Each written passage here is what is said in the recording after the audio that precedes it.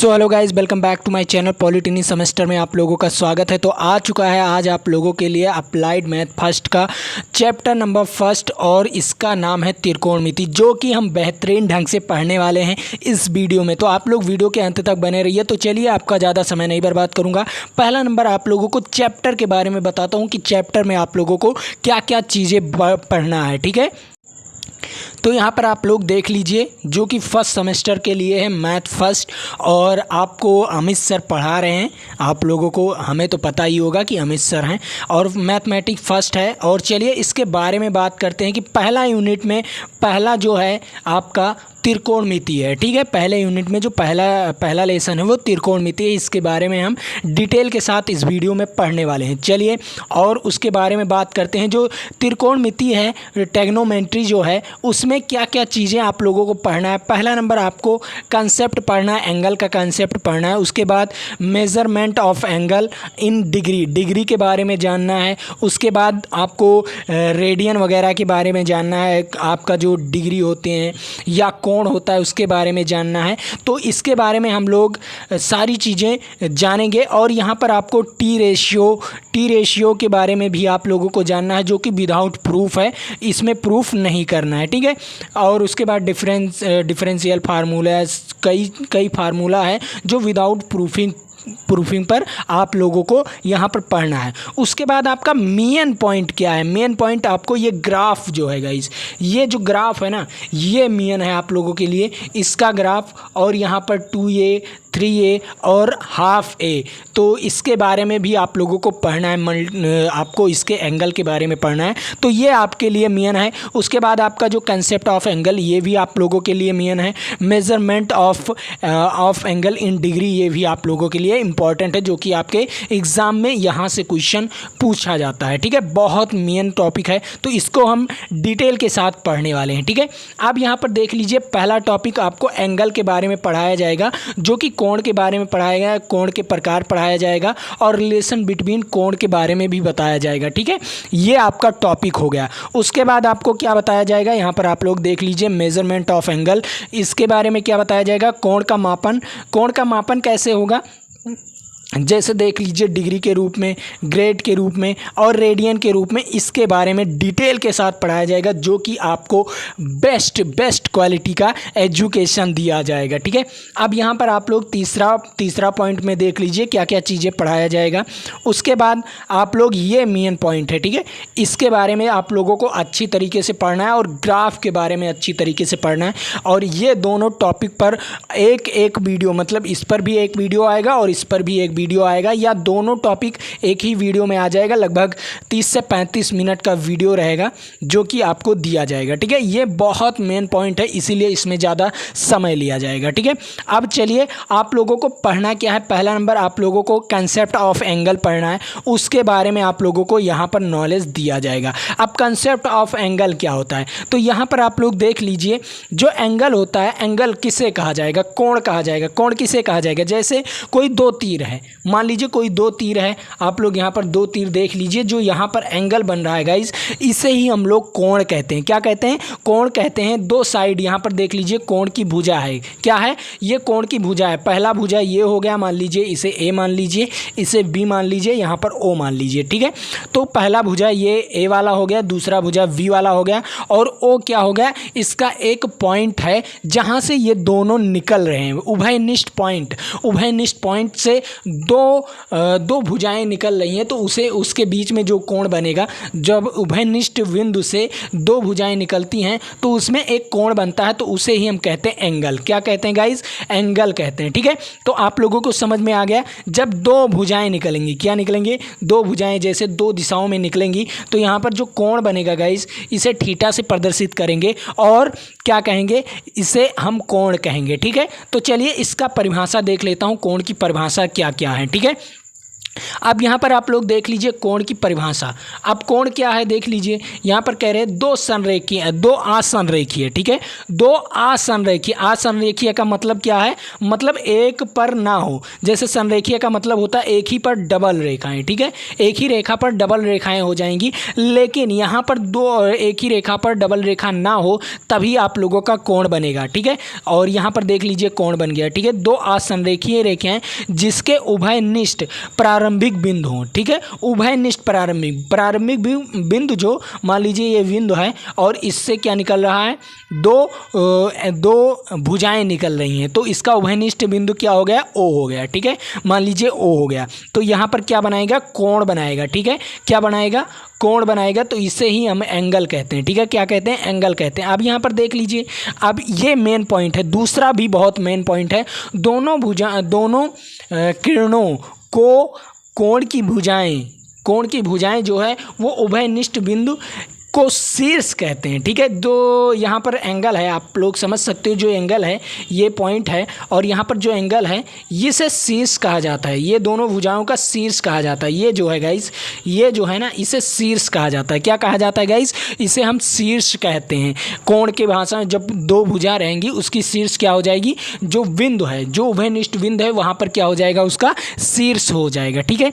इतना तो आपको नॉलेज हो गया होगा। तो चलिए इसके बारे में कुछ डिटेल के साथ पढ़ते हैं, ठीक है। यहाँ पर आप लोग देख लीजिए, ये क्या हो गया, ये जो यहाँ पर ए पॉइंट दिया गया है इसे हम क्या कहेंगे, शीर्ष कहेंगे। क्या कहेंगे गाइस, शीर्ष कहेंगे, जो कि आपको यहाँ पर दर्शाया गया है, ठीक है। क्या दर्शाया गया, यहाँ पर आप लोगों को दर्शाया गया बहुत अच्छे वे में। और उसके बाद यहाँ पर क्या हो जाएगा, ए वी, जो ए और वी है और ए और सी है, जो ये रेखा को हम क्या कहेंगे, आर्म्स ऑफ एंगल कहेंगे, मतलब कोण की भुजा कहेंगे। क्या कहेंगे, कोण की भुजा कहेंगे। तो इतना तो आप लोगों को नॉलेज हो गया होगा कि कोण की भुजा या कोण का शीर्ष किसे कहा गया है, ठीक है। और इसके बीच का कोण किससे प्रदर्शित करते हैं, एंगल को किससे प्रदर्शित करते हैं, थीटा से प्रदर्शित करते हैं, ठीक है। अब यहाँ पर आप लोग देख लीजिए टाइप ऑफ एंगल। अब टाइप ऑफ एंगल कितने प्रकार के होते हैं इसे आप लोगों को जानना बहुत ज़रूरी है। बहुत प्रकार के नहीं होते, लगभग 6 प्रकार के होते हैं। बहुत अच्छे वे में इसे समझाने वाला हूं, ठीक है। अब यहाँ पर देख लीजिए, जो टाइप ऑफ एंगल है, ये टाइप एंगल का पहला पार्ट क्या है, पहला पार्ट है एक्यूट एंगल। एक्यूट एंगल क्या होता है, एक्यूट एंगल आप लोगों को समझना चाहिए। एक्यूट एंगल वह कोण होता है जिसकी माप 0 से अधिक और 90 से कम हो। कौन सा एंगल, 0 से अधिक, 0 कोण से अधिक और 90 कोण से क्या हो, कम हो, ठीक है, कितना हो, कम हो। तो 90 कोण से कम हो तो उसे हम क्या कहेंगे, एक्यूट एंगल कहेंगे। क्या कहेंगे, एक्यूट एंगल कहेंगे। जो कि 0 से अधिक हो, उसका एंगल क्या हो, 0 से अधिक हो और 90 से कम हो तो उसे हम कहेंगे एक्यूट एंगल। ये आप लोगों की परिभाषा है जो कि 1 नंबर में पूछ सकता है, ठीक है। 1 नंबर में नहीं तो 2 नंबर में तो आपका ये पूछेगा, ठीक है। उसके बाद आपका आ जाता है समकोण। क्या आ जाता है गाइस, समकोण आ जाता है। ये आपके लिए इंपॉर्टेंट है, यहाँ पर आप लोग देख लीजिए, बहुत बहुत मोस्ट इंपॉर्टेंट है, ठीक है। तो यहाँ पर अब समकोण को क्या कहेंगे, समकोण वह कोण होता है जिसका माप कितना हो, 90 डिग्री हो। कितना हो गाइस, 90 डिग्री हो और उसे हम क्या कहेंगे, समकोण कहते हैं। क्या कहते हैं गाइस, समकोण कहते हैं। जो कि थीटा का मान क्या हो, 90 डिग्री हो। थीटा का मान कितना हो, 90 डिग्री हो तो उसे हम क्या कहेंगे, उसे हम समकोण कहेंगे। क्या कहेंगे गाइस, समकोण कहेंगे। इस प्रकार बनता है, ठीक है। यह चित्र आपका हो जाता है, इस प्रकार समकोण बनता है, ठीक है। तो आप लोगों को तो इतना समझ में आ गया होगा, दो रेखाओं के बीच का कोण क्या हो, सम हो। क्या हो, सम हो, मतलब 90 डिग्री हो तो उसे हम क्या कहेंगे, समकोण कहेंगे, ठीक है। अब चलिए आप लोगों को आगे चलता हूं दूसरे पार्ट में, ठीक है। दूसरा पार्ट क्या हो गया आपका, दूसरा पार्ट हो गया गाइस और यहाँ पर ऑब्स्टेस एंगल। क्या होगा, ऑब्स्टेस एंगल, देख लीजिए, अधिक कोण। क्या होगा, अधिक कोण। क्या होगा, अधिक कोण क्या होता है, अधिक कोण उसी आप लोग समझ लीजिए कि 90 से अधिक, क्या होगा, 90 से अधिक और 180 से कम होना चाहिए। क्या होना चाहिए, 90 से अधिक 180 से कम होना चाहिए तो उसे हम क्या कहेंगे, अधिक कोण कहेंगे। यहाँ पर आप लोगों को परिभाषा में दिया गया है। क्या कह रहा है, वह कोण जिसका माप क्या है, वह कोण जिसका माप 90 डिग्री से अधिक और 180 डिग्री से कम हो उसे क्या कहेंगे, अधिक कोण कहेंगे। तो ये भी आप लोग समझ गए होंगे, बहुत अच्छे वे में समझ गए होंगे। तो इसका नोट्स आप लोग बना लीजिए, उसका मतलब आपको पीडीएफ भी प्रोवाइड किया जाएगा हमारे तरफ से, तो आप लोगों को पीडीएफ भी वहाँ पर प्रोवाइड किया जाएगा। तो आप लोग जाकर पीडीएफ भी डाउनलोड कर सकते हैं। कहाँ पर, व्हाट्सएप चैनल पर, नीचे डिस्क्रिप्शन बॉक्स में दिया होगा लिंक, या टेलीग्राम चैनल पर। आप लोग टेलीग्राम चैनल पर भी ज्वाइन कर लीजिएगा, वहाँ पर भी आप लोगों को ये पीडीएफ मिल जाएगा। ठीक है, तो जाइए तुरंत ज्वाइन कीजिए, इसे आप लोगों को डाउनलोड करने का मौका। ठीक है, बिल्कुल फ्री ऑफ कॉस्ट। चलिए अगला क्या हो जाएगा आपका, स्ट्रेच एंगल। क्या हो जाएगा, स्ट्रेच एंगल।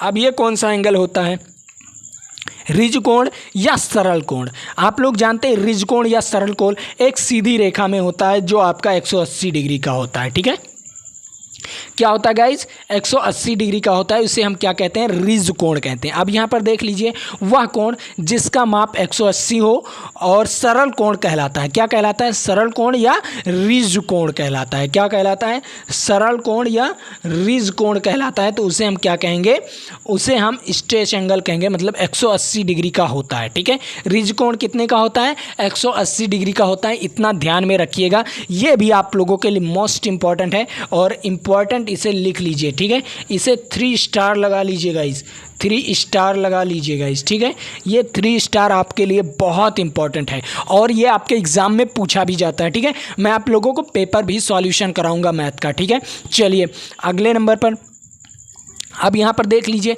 यहाँ पर रिफ्लेक्स एंगल। अब रिफ्लेक्स एंगल क्या होता है, रिफ्लेक्स एंगल ये होता है वृहत कोण या प्रत्यावर्ती कोण। क्या होता है, वृहत कोण या प्रत्यावर्ती कोण। इसे हम क्या, ये कितने डिग्री का होता है, 180 से अधिक। क्या होता है गाइज, 180 से अधिक और 360 से कम होता है। क्या होता है, 360 से कम होता है। इसे हम क्या कहते हैं, बृहत कोण कहते हैं। क्या कहते हैं, बृहत कोण कहते हैं या प्रत्यावर्ती कोण कहते हैं या रिफ्लेक्स एंगल कहते हैं। ठीक है, ये इंग्लिश में कहते हैं। ठीक है, रिफ्लेक्स एंगल, ये भी आप लोगों के लिए मोस्ट इंपॉर्टेंट है। और यहाँ पर परिभाषा देख लीजिए, एक बार परिभाषा पढ़कर दिखा रहा हूँ। ठीक है, यहाँ पर क्या है, देख लीजिए क्या कह रहा है, वह कोण जिसका माप 180 से अधिक, ठीक है, 180 से अधिक और 360 से कम, क्या हो, 360 से कम होता है, उसे हम बृहत कोण कहलाते हैं। मतलब उसे हम क्या कहते हैं, बृहत कोण कहते हैं।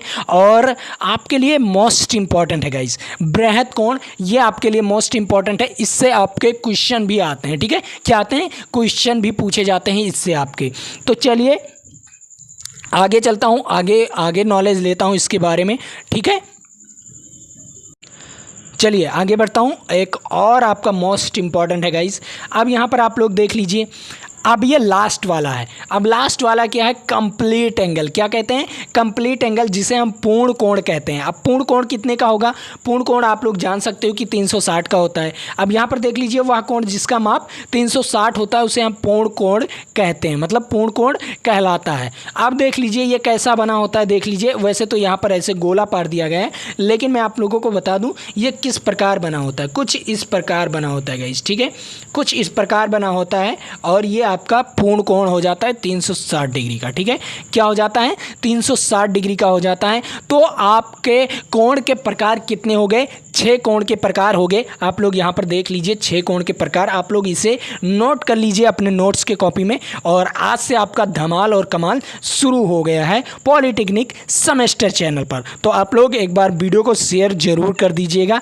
चलिए ये हो गया आपका कंप्लीट एंगल। ठीक है, कंप्लीट एंगल के बारे में तो डिटेल के साथ पढ़ लिया गया। अब चलता हूँ कुछ और एंगल के बारे में बात करते हैं। ठीक है, अब यहाँ पर रिलेशन दिखाना है। ठीक है, क्या दिखाना है गाइस, रिलेशन बिटवीन एंगल। अब रिलेशन बिटवीन एंगल क्या होगा, अब रिलेशन बिटवीन एंगल के प्रकार कितने होते हैं, 2 प्रकार के। पहला कंप्लीमेंट्री एंगल और दूसरा सप्लीमेंट्री एंगल। अब देख लीजिए कंप्लीमेंट्री एंगल को हम क्या कहते हैं, पूरक कोण कहते हैं। क्या कहते हैं गाइस, पूरक कोण कहते हैं। और सप्लीमेंट्री एंगल को हम क्या कहते हैं, संपूरक कोण कहते हैं। ठीक है, अब देख लीजिए यहाँ पर कंप्लीमेंट्री एंगल को हम क्या कहते हैं, देख लीजिए यहाँ पर वह कोण जिसका मापों का योग, वह कोण जिसके मापों का योग 90 होता है उसे हम क्या कहेंगे, एक दूसरे के पूरक कोण कहलाते हैं। क्या कहलाते हैं, एक दूसरे के पूरक कोण। जैसे मान लीजिए कोई यहाँ पर कोई यहाँ पर एक आपका कोण हो गया जो कि 90 अंश का होगा, और यहाँ पर क्या हो गया,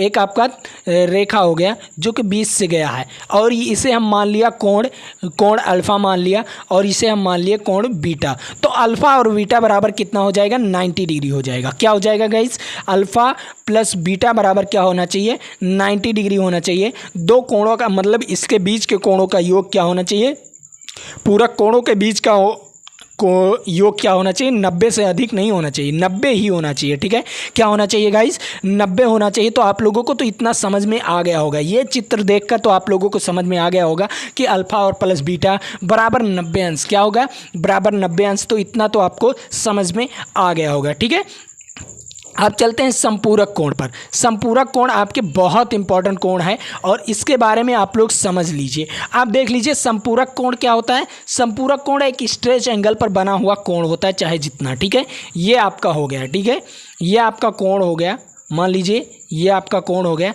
तो ये मान लीजिए ए है, ये मान लीजिए V है कोण, और ये मान लीजिए C है कोण। तो इन सब का योग कितना होना चाहिए, देख लीजिए, A plus B plus C बराबर कितना होना चाहिए, 180 होना चाहिए। और अगर इसमें दो कोण है गाइस, अगर मान लीजिए दो कोण है तो आप लोगों का बराबर 180 ही होना चाहिए। ठीक है, मान लीजिए A एंगल है और ये V एंगल है, तो A और प्लस B क्या हो जाएगा, 180 ही होना चाहिए। संपूरक कोण का मतलब क्या होना चाहिए, 180 एंगल ही होना चाहिए। ठीक है, ये 180 एंगल हो गया। ठीक है, 180 ही आना चाहिए संपूरक कोण में। ठीक है, संपूरक कोण में। अब यहाँ पर देख लीजिए, वह कोण जिसकी मापों का योग कितना हो, 180 होता है, एक दूसरे के संपूरक कोण कहलाते हैं। क्या कहलाते हैं, संपूरक कोण कहलाते हैं। और मोस्ट इंपॉर्टेंट भी है आपके लिए। संपूरक कोण क्या है, आपके लिए बहुत बहुत मोस्ट इंपॉर्टेंट है। तो आप लोग इसे अच्छे वे में पढ़ लीजिए। ठीक है, और अच्छे वे में सारी चीज़ें इसे कर लीजिए। ये दोनों कोण आपके बहुत मोस्ट इंपॉर्टेंट है, जो कि रिलेशन बता रहा है। ठीक है, ये दोनों रिलेशन बता रहे हैं। ठीक है, अब यहाँ पर देख लीजिए आप लोग, कुछ इसके बारे में सिस्टम है। यहाँ पर आप लोगों का कुछ सिस्टम है जो कि समकोण में, समकोण कितने होते हैं, 90 इक्वल पार्ट होते हैं। कितने होते हैं, समकोण में कितने इक्वल पार्ट होते हैं, 90 इक्वल पार्ट होते हैं। और यहाँ पर बेस है, ये बेस है आपके लिए बहुत इंपॉर्टेंट बेस है, और इसके बारे में आप लोग ज़रूर से ज़रूर ध्यान से पढ़िए, क्योंकि ये आपके लिए मोस्ट इंपॉर्टेंट है। और ये आपके लिए नया चीज़ आ गया है। अभी तो वो तो class 10th class 9th class 11th 12th इसमें पढ़ते आए हो कोण के बारे में, लेकिन ये आपका नया चीज़ आ गया है, और नए चीज़ के बारे में ज़्यादा दिलचस्पी के बारे में पढ़ना जरूरी है। ठीक है, तो यहाँ पर एक प्रणाली आती है, बहुत इंपॉर्टेंट प्रणाली है, जो सेक्साजेसिमल सिस्टम कहते हैं। क्या कहते हैं, सेक्साजेसिमल सिस्टम कहते हैं। इसके बारे में आप लोगों को नॉलेज होना चाहिए। अब देख लीजिए ये क्या है। पहला नंबर आपका समकोण पर आधारित होता है। तो यहाँ पर कितने इक्वल पार्ट होते हैं, उसमें समकोण में कितने इक्वल पार्ट होते हैं, 90 इक्वल पार्ट होते हैं। जैसे यहाँ पर आप लोग देख लीजिए 90 इक्वल पार्ट। और यहाँ पर 1 डिग्री में कितने सेकेंड होते हैं, 1 डिग्री में कितने 60 सेकेंड होते हैं। और यहाँ पर एक कोण में कितने मिनट्स होते हैं, 60। ठीक है, 60 यहाँ पर आपको दिया गया है। उसके बाद एक मिनट्स में कितने सेकेंड्स होते हैं, 60 सेकेंड्स होते हैं। ठीक है, ये आपको डबल का जो मार्क होगा गाइज, ठीक है, जो डबल का मार्क होगा वो सेकेंड का मार्क होगा, और जो 1 का मार्क होगा वो आपका क्या हो जाएगा, वो आपका मिनट्स का मार्क होगा। ठीक है, और आप लोग थीटा तो जानते हो, तो ये तो आपका हो गया। ठीक है, थीटा तो कोण आपका होता ही है। ठीक है, तो यहाँ पर आप देख लीजिए ईच पार्ट 1 डिग्री का होता है। कितना होता है गाइज, ईच पार्ट 1 डिग्री का होता है समकोण त्रिभुज में। ठीक है, समकोण त्रिभुज नहीं, समकोण में आपका ईच पार्ट कितने डिग्री का होता है, 1 डिग्री का होता है। और 1 डिग्री बराबर कितने इक्वल पार्ट होते हैं, 1 डिग्री बराबर 60 इक्वल पार्ट होते हैं, जिसे हम मिनट्स के रूप में लिखते हैं। ठीक है, क्या लिखते हैं, जिसे हम मिनट्स के रूप में लिखते हैं, और आप लोग इसे मिनट्स के रूप में ज़रूर से ज़रूर करिएगा। ठीक है, अब यहाँ पर देख लीजिए ईच पार्ट कितने का होता है, है, ईच पार्ट 1 मिनट्स का होता है। देख लीजिए एक डैश लगा हुआ है, ठीक है, एक डैश लगा हुआ तो वो क्या हो जाएगा, मिनट्स का हो जाएगा, ठीक है। 1 डिग्री बराबर कितने मिनट्स होते हैं, 1 डिग्री बराबर कितने मिनट्स, 60 मिनट्स होते हैं, ठीक है। कितने मिनट्स होते हैं गाइस, 60 मिनट्स होते हैं। और यहाँ पर आप लोग देख लीजिए 1 मिनट बराबर कितने इक्वल पार्ट होते हैं, 1 मिनट बराबर 60 इक्वल पार्ट होते हैं। और यहाँ पर ईच पार्ट कितने सेकंड का होता है, डबल देख लीजिए, डबल कामा लगा हुआ है, कितने सेकंड का होता है, 1 सेकंड बराबर कितने सेकंड का होता है, 1 मिनट बराबर, यहाँ पर 1 मिनट बराबर होना चाहिए, 1 मिनट बराबर कितने सेकंड का होता है, 60 सेकंड का होता है, ठीक है। कितने सेकंड का, 60 सेकंड का होता है। 1 मिनट बराबर कितने सेकंड का होता है, 60 सेकंड का, ठीक है। कितने सेकंड का, 60 सेकंड का, जिसे हम डबल मार्क लगाते हैं, ठीक है। ये तो आपका हो गया, बढ़िया से आप लोग इसे समझ गए होंगे। एक मैंने आपको थ्योरेटिकल पार्ट में समझा दिया हूँ, एक आपको मैं थ्योरेटिकल पार्ट में भी समझा दे रहा हूँ, ठीक है। बहुत मोस्ट इंपॉर्टेंट है आपके लिए, ठीक है। तो यहाँ पर आप लोग समझ गए हो जो सेक्साजेसिमल जिसके बेस कितने हैं, 60 हैं। और इसे हम क्या कहते हैं,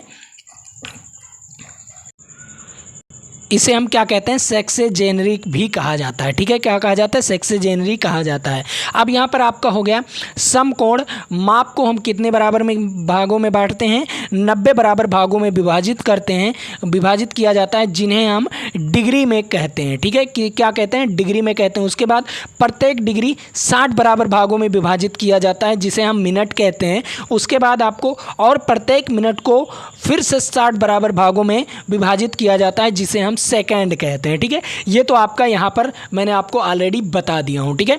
समकोण को कितने बराबर भागों में, 90 बराबर भागों में, जिसे हम डिग्री कहते हैं। और उसके बाद डिग्री को हम 60 बराबर भागों में बांटते हैं, जिसे हम मिनट कहते हैं। उसके बाद मिनट को 60 बराबर भागों में बांटते हैं, जिसे हम सेकंड कहते हैं। क्या कहते हैं गाइज, जिसे हम सेकंड कहते हैं। ये इसका कहने का मतलब ये है, ठीक है। तो ये तो आपको समझ में आ गया होगा। इंग्लिश वाले बच्चे इस थ्योरी को लिख लेंगे, यहाँ पर ये थ्योरी दिया गया है, इस थ्योरी को वो लिख लेंगे अच्छे वे में और अच्छे वे में पढ़ाई करते रहेंगे, ठीक है। अब यहाँ पर देख लीजिए, इसे हम क्या पढ़ाए थे, यहाँ पर मेजरमेंट ऑफ एंगल, एंगल के बारे में मापा कैसे जाता है, एंगल कैसे मापा जाता है, इसके बारे में मैं आप लोगों को बताया था, ठीक है। चलिए अगले टॉपिक पर चलता हूँ। अब यहाँ वही चीज़ दिया गया है, देख लीजिए। जैसे राइट एंगल में कितने इक्वल पार्ट में होता है, 90 इक्वल पार्ट में होता है। उसे हम 90 डिग्री कहते हैं। क्या कहते हैं, 90 डिग्री कहते हैं। और 1 डिग्री में 60 इक्वल पार्ट होते हैं, जिसे हम 60 मिनट्स कहते हैं, ठीक है। और 1 मिनट्स में 60 इक्वल पार्ट होते हैं, जिसे हम 60 सेकेंड कहते हैं, ठीक है। ये तो आपका हो गया टॉपिक, और बहुत बेस्ट टॉपिक है। और यहाँ पर आप लोग देख लीजिए, मोस्ट इम्पॉर्टेंट टॉपिक भी है, और इसे भी आप लोग अच्छे वे में लिख लीजिएगा, ठीक है। और हाँ, अब आता है आपका एक मोस्ट इम्पॉर्टेंट टॉपिक, जो कि इसका दूसरा टॉपिक है और मोस्ट इम्पॉर्टेंट भी है। तो यहाँ पर ये भी आप लोग देख लीजिए, ठीक है। तो यहाँ पर इसे दूसरे टॉपिक पर इस पर क्या बात करेंगे, यहाँ पर ये आपका मोस्ट इंपॉर्टेंट है, जो कि अगले वीडियो में हम बात करेंगे, सेकंड वीडियो में। तो उस सेकंड वीडियो को ज़रूर से ज़रूर देखना, आएगा कल आपका सेकंड वीडियो आएगा, तो उस वीडियो को ज़रूर देख लेना। और यहाँ पर आप लोग देख लीजिए, इसे हम क्या कहते हैं, सेंटीमीटल, क्या कहेंगे, सेंटीमीटल प्रणाली, इसके बारे में हम आप लोगों को बात करेंगे। उसके बाद आपका ये पूरा डिटेल के साथ बात होगा। उसके बाद कुछ नोट्स के बारे में बात होगा, और उसके बाद सर्कुलर सिस्टम के बारे में बात करेंगे, ठीक है। तो इतनी चीज़ें आपको पढ़ना है और अच्छे वे में पढ़ना है, ताकि आप लोग समझ सको, ठीक है। तो चलिए आज के लिए मैं इतना ही रखूँगा। उससे पहले कहना चाहूँगा, अगर इस PDF को डाउनलोड करना चाहते हो तो टेलीग्राम चैनल को ज्वाइन कर लीजिए, नीचे डिस्क्रिप्शन बॉक्स में लिंक दिया होगा। और अगर आप लोग टेलीग्राम नहीं चलाते हो तो व्हाट्सएप चैनल को ज्वाइन कर लो, ठीक है। व्हाट्सएप चैनल को ज्वाइन कर लो, वहाँ पर भी आपको ये मिल जाएगा। तो नीचे डिस्क्रिप्शन बॉक्स में उसका भी लिंक दिया होगा, तो जल्दी से जाकर ज्वाइन करो। और हाँ, चैनल को सब्सक्राइब करना ना भूलो, और अपने दोस्तों तक इस वीडियो को ज़रूर शेयर कर देना। चलिए आज के लिए इतना ही। जय हिंद, जय भारत। फिर मिलेंगे आपके साथ अगले वीडियो में।